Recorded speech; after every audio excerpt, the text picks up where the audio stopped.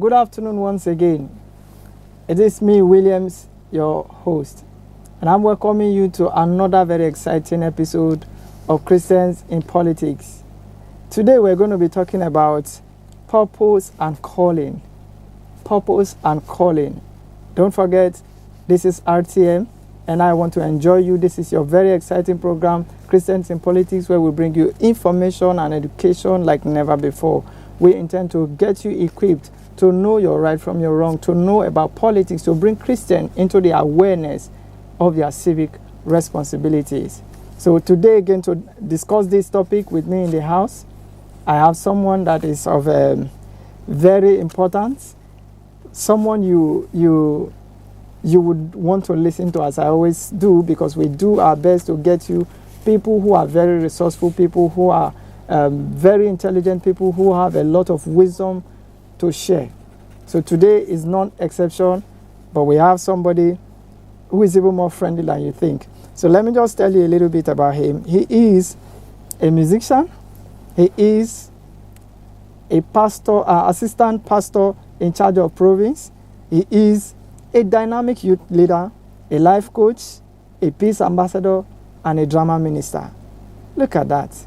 We're discussing purpose and calling. And to do that with me in the studio is no other than Pastor Omodele Oluwadare. Sorry, I missed that. Thank you. You're welcome, sir. Thanks for having me. Thank you for it's a pleasure to have you in the studio. It's my pleasure. It's an honor for us. So thank you so much, sir. I'm just dazed by all those appellations. Well, I'm trying to be nice. I'm trying to minimize it, so I won't go over all the list. Thank you so much. He has more to offer. So, welcome once again, sir. Thanks. So, to the business of the day, we're looking at purpose and calling.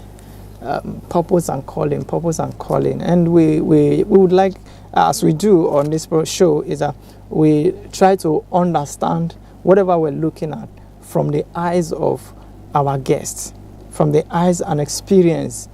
So we usually will go practical. We're not looking at theory. We don't go too much definitions and all that. Okay. But we try to make sense with every aspect of the show. Okay. So we'll start by asking, sir, why pastoring? Why did you become a pastor? Well, that's a question that it will take only God himself to answer, because naturally I've never wanted to be a pastor. I could remember vividly I was doing well in quotes with what I do before I come into full pastor. And actually I've been pastoring since year 2002. Oh, wow. But I came into full-time pastoring in year 2009. And but I think before then I was a freelance with Federal Radio Corporation of Nigeria, FRCN. And I've been doing music, and I do more of advertorial jingles for advertorial. So I think I was doing well until the urge, the calling came, right, that we officially come into full time. Pastoring, I think now I can see why I'm here, because I don't think there will be another job I will do that will be fulfilled. I found fulfillment in pastoring, because it has to do with leading his people, managing his people. So it's a privilege also working with God. As the Bible will say, feeding his flock. Feeding his flock. Then I found purpose from there, and also pastoring is also pastoring me too, because I see as you pastor people, the people are also pastoring you. So I found myself here. I think if you ask virtually every pastor, they will tell you, I don't want to be a pastor. And I was going to say that, thank God you brought it up. It seems like most people God actually called at some point never thought of themselves doing that course, doing that calling, or doing that, especially let's still stay with ministry. They always had other plans, or were doing something, or for some reason they just think they are not either qualified or should be somewhere else. God has not called the qualified. He has not called the qualified. You understand? And if any man sees himself as qualified, then we should probe such a man He has never called anybody. Well, how convenient was it when God told Abraham to leave his father's house? Like, leave everything you know. Leave everything and then follow him. How possible was that? So how convenient was it for Joseph to leave his father's house and being sold, and from there in prison, and from there to palace? It's nothing. But if you see anybody who just say, oh, I'm calling, that's what you call yourself. Nobody ever was. My father, the general overseer of the Redeemed Christian Church of God, he made a statement one day. He said, if I am God, I will not use Adeboye. Because he said, I know myself. So it's God. Then that is the area where, as pastors, we have to be very, very careful and give honor and respect to God, that we are not the qualified. He called us. Those he predestined. He qualified us to do his job. That's right. Yes. Yeah. Okay. Talking about that, we would like you to walk us a little bit along the lines of, okay, when did this call actually came, or maybe how you want to maybe touch on that? Yes. Yeah. To help our understanding. Yes, I think right from when I was very young. Right. Because the calling came through music. I love music, and I just somehow, even my mother, my parents would tell me that this one is pastor, even when I was very young, and that I dragged them to church. I want to go to church. I just want to do it. I could remember vividly sometimes I will make microphone, artificial microphone with a milk tin, put a stick into it, either singing or preaching. No. Then, of course, it wasn't that clear that we'll be there. But then, when you see people confirming the gifting you have, I could remember the first day I was asked to pastor a church. I cried because practically I know that. One would ask, but you've been practicing with microphone, with stick, and most times you do some things you don't know that's where God is calling you into. Then you still want to follow your own path. Yeah. But you now see people coming to confirm. When I came to the full time, one pastor saw me. He's not my redeemed. Now he's not no more with the Redeemed Christian Church of God, but we were together, and he saw me and he said, wow, glory be to God. He said, because of this that I saw this, it's coming to manifestation. I was just looking at him. But I know for sure that God really actually spoke to me via dreams, clear vision that I still wrote down till today, that I have in my memory, how God himself anointed me and gave me certain keys. And it was glaring. Certain keys and several impartations for the job when we have not even started. But then what we now bring it as an evidence that when you now start preaching the word, walking in that line, you now see God proving himself as the Almighty. Then you will know that he said, these signs shall follow them that believe. So we follow, and then signs and wonders follow. Then of course we know that we are not wasting our time. That's true. All right. Again, excuse me. Yeah. Again, there are some of us who still think when you say calling, or purpose, it has to be dramatic. I enjoyed the way yours happened. It came about you had that. I had permit me to say divine encounters. Divine encounters. Good. To qualify that. Yeah. And then for some of us who read the Bible, we expected it to be like, Saul, why art thou persecuting me? There has to be some drama. Does it always have to be that? Doesn't or have are there to be. other ways? It doesn't have to be like that. In fact, some people came in by force. Okay. I know of a pastor in Osun State, Nigeria, that he was a commercial vehicle driver. And then on the way to Lagos, he burst into tongues. And he was driving, speaking in tongues, and he was able to control the car, park the bus, and was there speaking in tongues. That was how he got his calling. You can imagine that. Like you mentioned, Apostle Paul, actually he had warrants to go and kill. Yeah. And then Jesus met him on the way. He had God clearly himself. He can see God, and the other people around him could not.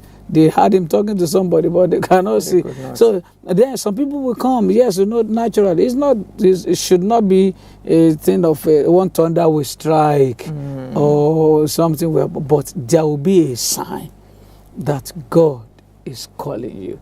I read from the story of Matthew Ashimolo, that anointed man of God. He told me how he became pastor. He was a Muslim in Madakeke Ile-Ife, Osun State. He was a Muslim, and he lost his job as a Muslim. So somebody said he got him a security job in one CAC church in Madakeke Ile-Ife, Nigeria. And so he came there. He was doing a security job as a Muslim in the church. And he said the prophets used to come into that church. The pastor would say, see this man that God will take around the world. He would say, which man? I mean, which of the God anyway? Which of God? Muslim, a security guard, becoming a preacher. He said, one day man came and said, you have a calling. So that man went and collected seminary form for him. And boom, Ashimolo is impacting the world. Look at how much he has impacted the world. But then that's another thing, that it will take you from the lower level, place you to where you want it to be, and then the impact will continue. That's worthy of note. And so that means there are many other ways. I'm reminded of the story of Timothy and Paul. There wasn't that divine drama per se, but dramatic, of course. Paul was able to now trace or look into Timothy's life and then see evidences of God's hand and some people want to see Elijah casting the mantle on Elisha and then moving, that's and then where the confusion is. So let's not go too far because of time. Okay. Also, we're looking at how has it been for you, sir, working in this path? Has there been challenges along the way?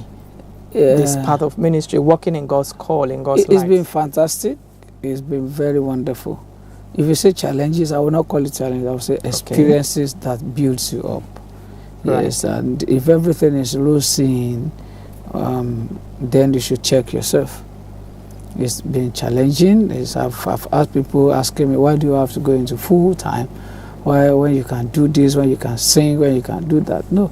Then there are other challenges, even persecution even in the church. But then it's part of what grows us to become whatever we are today. And we are still facing it. Even if Jesus could be challenged, then of course we also have our own challenges, which God generally said, God will make his general through furnace of affliction. It might look like a threat. No. It will take you through some paths that will build you, groom you, and push you forward to do more for God. So God has been faithful. So if you've had scenarios that actually did, like you call it now, refine you, I know sometimes in those heats, it doesn't quite come like education. It doesn't quite come like how do I call it, a building system or pattern. Nothing happens to a man. Yeah, we're talking about purpose and calling. Nothing happens to a man in the journey on the journey of life that is not God factor, except the one you cause yourself. Yeah, I was going to ask, while in that heat, what were the things that help you to manage those situations and maybe not fall off? Because sometimes people say, if God was in it, maybe it shouldn't have been that tough, or if God was in it, why am I going through this, and why didn't it just maybe work perfectly? You know, there's that mindset. Williams, I've noticed in life that when the Bible says when you pass through water, so most times what forms you is your faith in God, your trust in God, that even if I'm passing through all this, He's there with me. And then, of course, standing your feet and focusing on your calling. If you do all this, no matter what comes your way, it'll just be a child play. You move. I don't need to be telling you about pastors ganging up against you. Some people say, why are you the only one? Why is everything on your neck? And they will say it to your face. But then, I used to tell people, one particular thing that you need in ministry, in the journey of life as a leader, is your area of calling, focusing on it, not minding what comes your way. All those things are just distraction. Face front. Yes, it might not be. It can be lonely. It can be discouraging. People can take you for granted. But you are going. The Bible says, looking unto Jesus, the author and the finisher of your faith.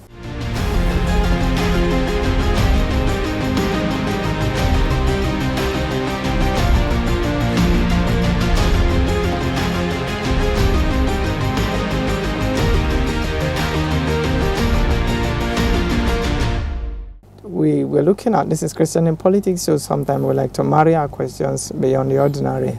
Do you have friends, maybe colleagues, other pastors, or even sons in the Lord who are active in politics? Who several of them. I have several of them. I can't be mentioning names. No, time will leave us if you say several of them. So, and how would you rate their performance thus far? Generally looking now, speaking generally, would you say there are those who are, okay, let's say thriving, and those who are doing well, or those who are not so well yet or still struggling? How would you? Are they cut across? One or two. You know, politics is dicey and very, very sensitive. But I see one or two, but I still see some of them, majority of them, struggling to have headway because some people are politically inclined. They know the terrain. They are there. As part, they focus on politics like their entire life depends on it. Christians, we are just waking up. So waking up, we woke up and we feel like, wow, I've been cheated. I should have. I've been deprived. We now want to take it immediately. So some of them are coming in that category. Wanting this primary, okay, winning the primary, now you're going to the real election, but the power that B has taken charge. And they are not willing to release. But I see some of them pursuing. If they fail today, they try tomorrow, and that gives a little light to why we ask, has there been challenges? So for some who still feel maybe they should back up, from what you're saying now, is that they should also consider first trying again, because that God is in it does not mean you may not face challenges along the way. Consistency is key. Is the on game the of pathway life. to success. Yes. Muhammadu Buhari contested election in Nigeria several times. Atiku Abubakar is still contesting. Who knows, maybe the next election he will still come I don't think so, but the more you contest, the more ground you gain. The more people get to know how serious you are. If you contest once and you're not getting it, say, let's leave it to them, Jerry, and you go, then you have lost it. You keep on contesting, keep on playing politics. I listen to somebody who says that election is not politics, but playing politics, like being in the political terrain, participating in this word, participating all this matter. So you sink yourself. People will know you. They accept you. They know, because politics, no matter who you are, even Christians who are into politics, they are also calculative. Yeah. So, but if you are coming and you don't make it this time, push forward, keep pushing. The more you contest, the more you try, the more backup you get. So by the time you get there, one day, in fact, making it later at the long run will be your testimony that you've weathered the storm. Now you have what it takes to be there. That's interesting, and I just hope some of those struggles also refine the essence of your going there in the first place, give you a better view of what it takes. Yes, of course. When you get yes, power. Of course. You know, it's a calling for some people. Are passion for that. That will make me ask the next question. Is there a possibility that God actually do call people into politics, or those who say they are called are actually lying or looking for? Can you please define what democracy is? Government of the people. Say, the simple way we understand it is government of the people, for the people, and by the people. Right. Well, are we not human beings? Are we not people? Okay, we are part of the people. Created by God. The Bible says, before I formed you, I have known you, and have ordained you prophets to nations. Being a prophet to nation does not mean to be a prophet on the pulpit. Prophet in the political terrain, perfect in the economic world, perfect in the educational sector. So it's for us. It's our life. I have a problem with us doing church and behaving as if church is our nation. Church is our only we don't zone. live. We stay in church. No, we are part of the society. We have a say in the society. You work in the society, marry in the society. So whatever is there that is making decision that will affect you in that society, you must be a part of it. To be able to share. Just unfortunately that years back, if anybody steps into politics now, even churches, they search him. And even if he's a pastor, they will ask him to resign because he's backslided. Okay. Before we jump to the next, there's this common saying that usually is found around the church body. You've talked about how we wanted to enclose ourselves out of the world, but there's no really way to actually achieve that. There's this saying that politics is a dirty game. Would you agree to that or disagree? What was your take? What's your look? I to disagree. politics? I disagree. Wow. Those who play dirty politics are corrupt politicians. All right. Who want to... part of being dirty is the threat, most times, maybe in those days anyway, because this time I think it's minimizing, but then in those days you burn somebody's house, you kill somebody, you kill because you want to get this. It's dirty of a truth, but because of the heart of the people that plays the politics. If you say you are coming into politics, come into politics with the mentality of cleansing or getting the terrain clean. You come in. So if you are clean, come and play it. Wash it, make it clean. In fact, if you are practicing it and they stain you, wash off the stain. Be there. Get back in. It's not dirty. Nothing is politics is dirty. Everything is dirty in life. Go out, they're going to the market. So speaking of which, for someone who has not discovered if he or she has a calling in that line, but he just have a desire and want to be in the political space, can God use some of those or that kind of a person? It's all about passion. Right. Even when you don't see it now, it's there. It's a seed. When Moses killed the Egyptian, Moses had the urge that I'm called to defend, to save my people. Just that it was not made. So he tried it. That is the urge inside of him. And then he went, God trained him, brought him back, now matured. He can now face the field. So most time, we might not, several of us who are pastors, who are Christians, who are now coming into politics now, we've seen it as a dirty thing. In fact, practicing politics, we see it as a sin. That if you go into politics now, you have committed sin. But now, we are now coming up, it's because the urge grew.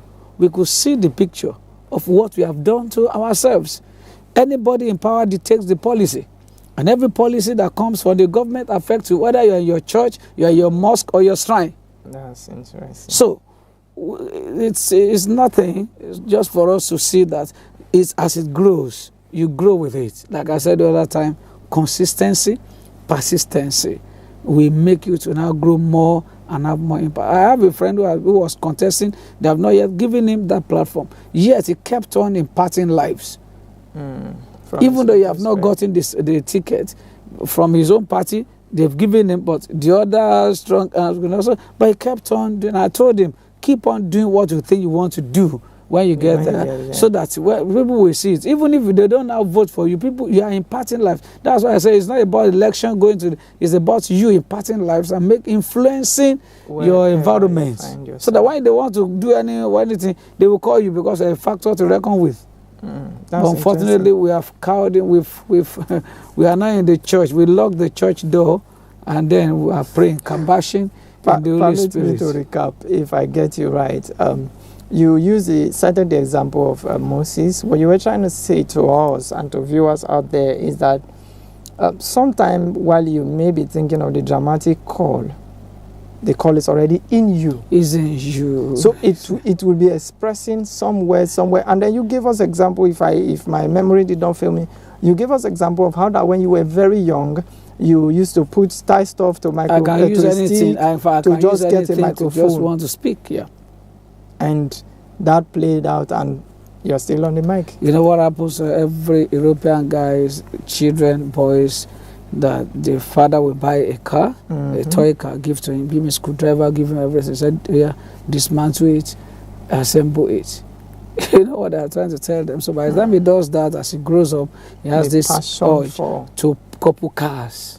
And so you see them growing up and doing that. So it is that the Bible says, before I formed you, I have, or it simply said, I have deposited that seed in you. That's the essence of, we're talking about purpose. That's the essence of you being here. You have a particular play, part to play. You are not empty. So once you have that urge, just like for some people have urge for economy, everything about them is some have for technology, some have for, it's the same thing with politics. That's why you see politicians. God gave them one oratory. God give them a kind of people charisma, and everything, management. You just see them in your estate. Somebody will come up. You have not even selected him because he's the one coordinating. He said, "We want to." That's the call. So tomorrow, when you want to do something, you can push such a guy forward to go and represent you. So that's the way it runs. All right. Looking at the Nigerian system, the way it currently is, do you think a Christian can get into politics, fulfill purpose, without being compromised or corrupted, as it were? It is possible. And I must tell you that we see politicians who are not Christians, who are not compromising. Wow. We have Christians who are politicians who are compromising. So it's both ways.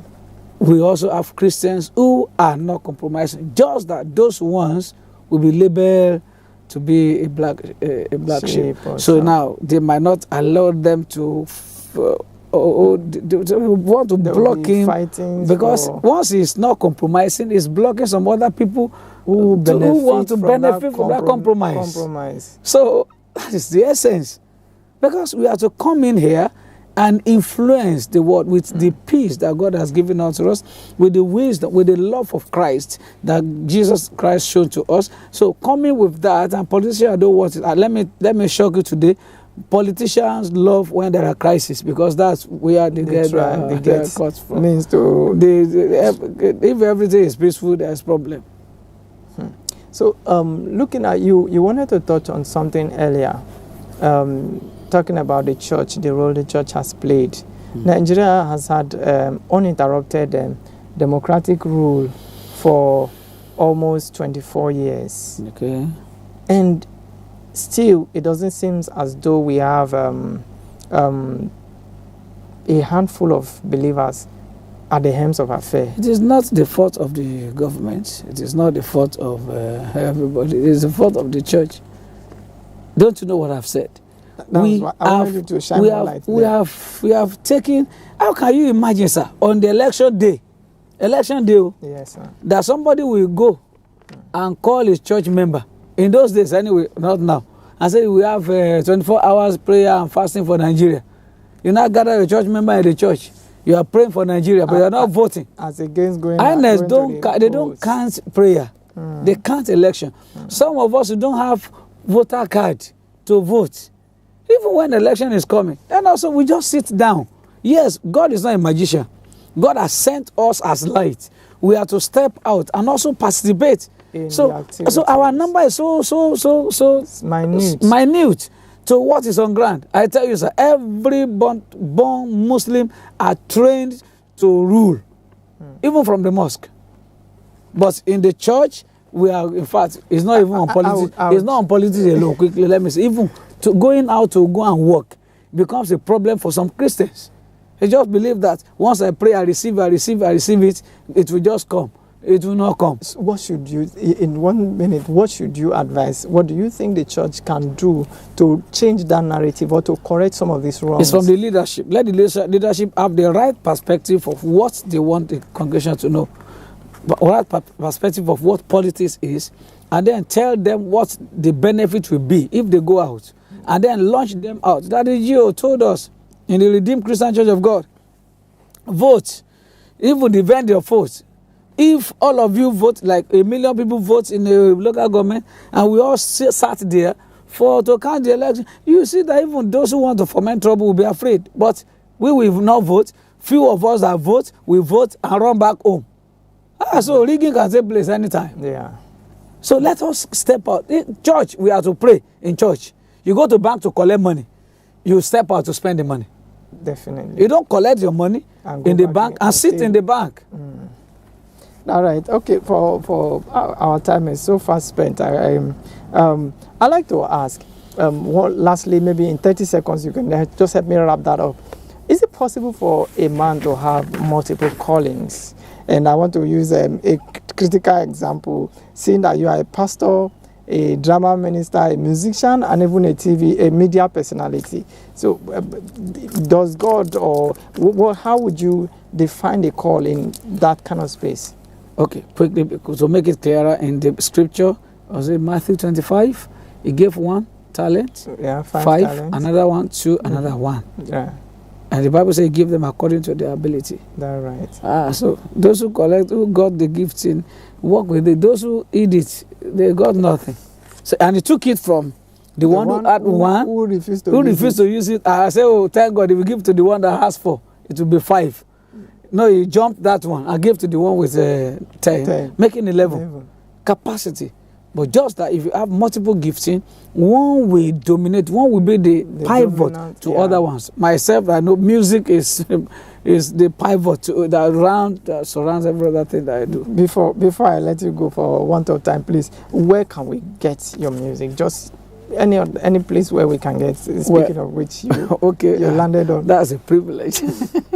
So how? Go to the YouTube. I have 1 or 2 videos in there, and then. What do you call it? Audio Mac. I have 1 or 2 there, and then of course we have done like 6 albums. That's another aspect of Nigeria. It is give me. We don't like to patronize what we do, but then God has been fantastic. So just search my name on the YouTube. You get what you want there, and it will be a blessing to you. All right. Thank you so much, and thank you for that privilege. To the program. Once again, dear listener, you've heard it from the man of God. You've heard it from our very multi-talented, multi-capacity leader.